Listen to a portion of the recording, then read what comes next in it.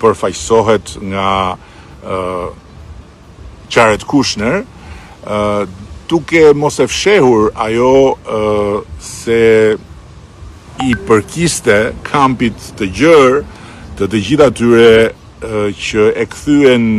Shqipërinë në një arenë për të bërë luftën e tyre me Trumpin, qofshin në Amerikë, qofshin në Australi, qofshin edhe në Europë. U përballa me pyetje të tipit që si mund të privatizohet, të shitet toka publike, gjë që as nuk ka ndodhur, as nuk ka arsye të ndodh. Zvërneci është tokë private, Sazani është tokë publike, ku ende nuk kemi mbyllur marrëveshjen, pikërisht sepse ne po negociojmë partneritetin dhe shteti që do të jetë gjithnjë pronar i tokës do të duhet dhe për të realizuar marrëveshja do të jetë ortak në sipërmarrje. Pra as nuk është kërkuar në një shitje e tokës publike. Pastaj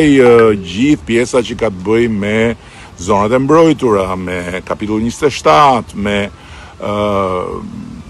sa jemi ne të vetëdijshëm apo çfarë jemi ne në gjendje të sakrifikojmë deri dhe vetë Bashkimin Evropian për të bërë projektin.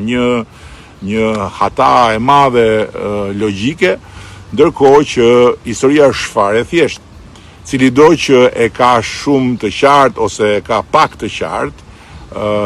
faktin që unë jam këtu për të udhëhequr Shqipërinë drejt antarësimit në Bashkimin Evropian,